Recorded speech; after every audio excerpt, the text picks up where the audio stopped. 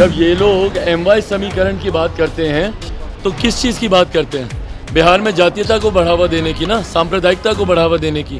भाई मैं भी MY की बात करता हूँ, पर मेरे MY में महिला हैं और युवा हैं। नमस्कार, आप देख रहे हैं इनसाइडर लाइव और मैं हूं आपके साथ पूजा।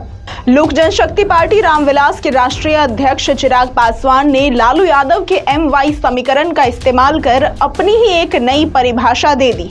उन्होंने कहा कि M और Y समीकरण को मैं भी मानता हूं, लेकिन M से महिला और Y से युवा, और इस समीकरण में सभी वर्ग के महिला और युवा शामिल हैं। हम लोग तुष्टीकरण की बात नहीं करते, हम लोग जात धर्म की बात नहीं करते, ये वही करते हैं जो दूसरे तरीके से MY समीकरण को बताते हैं। जो लोग इस तरीके की बातें उठाते हैं ना, ये इसको तुष्टीकरण की राजनीति बोलते हैं। क्या आपके पास आज उठाने के लिए, जब मेरे प्रधानमंत्री आ रहे हैं, क्या आपके पास कोई और बेहतर विषय नहीं है? आप खुद क्या कर रहे हैं इन बातों को उठाकर, और आप बोलेंगे ये सारी बातें? जिन्होंने खुद अपना समीकरण जातीयता के आधार पर, सांप्रदायिकता के आधार पर बनाया हुआ है। जब ये लोग MY समीकरण की बात करते हैं तो किस चीज़ की बात करते हैं? बिहार में जातीयता को बढ़ावा देने की ना, सांप्रदायिकता को बढ़ावा देने की। भाई मैं भी MY की बात करता हूँ, पर मेरे MY में महिला हैं और युवा हैं। जात पात धर्म मज़हब से उठकर जाति की नहीं, जमात की बात, हर जमात की, हर जाति हर धर्म की महिला है, जाति हर धर्म के युवा की हम लोग बात करते हैं। पर ये लोग जब बात करते हैं, ये लोग सिर्फ तुष्टीकरण की राजनीति को साधने का, सिर्फ धर्म के आधार पर बिहार को बांटने का, और यही काम इन्होंने दशकों से किया है ना।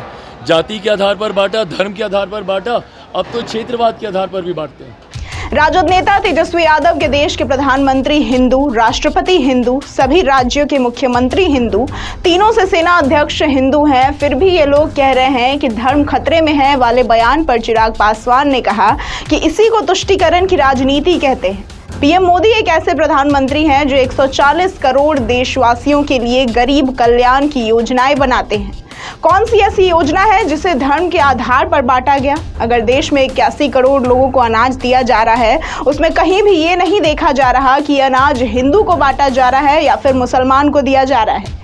ये लोग जब ऐसी बातें करते हैं कि ये धर्म खतरे में है या वो धर्म खतरे में है, तो ये तुष्टीकरण की राजनीति करते हैं, जिसका सबसे ज्यादा नुकसान बिहार को और भारत को है। जो लोग खुद जाति और संप्रदाय के आधार पर समीकरण बनाते हैं, वो लोग जब किसी पर आरोप लगाते हैं तो बाकी की तमाम उंगलियां उनके ऊपर ही उठती हैं। आप जब एक बिहारी को बिहारी ही नहीं समझते हैं और आप उस तक पे ये बोल देते हैं कि ये तो दूसरे क्षेत्र का है, इस क्षेत्र का नहीं है, तो अब इससे ज़्यादा बांटने की राजनीति और कौन करेगा? हकीकत है, पूरे चुनाव में विपक्ष के पास कोई मुद्दा नहीं है। हम लोगों को विकास के नाम पर ये लोग घेर नहीं सकते। जैसे विकास के नाम पर घेरेंगे, सीधा सामने से सवाल आएंगे। हम जिस मंच पर जाते हैं, हर मंच से हम पूछते हैं कि विकास की योजनाओं का किन किन को लाभ मिला, प्रधानमंत्री गरीब कल्याण की योजनाओं का किन किन को लाभ मिला। आप जाकर पूछिए किसी से, कितने लोगों को यहाँ पे आज की भी तारीख में 5-5 किलो राशन मिल रहा है? एक एक हाथ उठेगा। पूछिए उन लोगों से कितने लोगों को आयुष्मान योजना का लाभ मिल रहा है? एक एक हाथ उठेगा।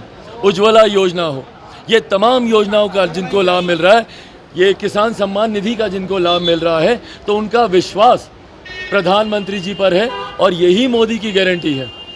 ऐसी ही तमाम खबरों और जानकारियों के लिए देखते रहें इनसाइडर लाइव।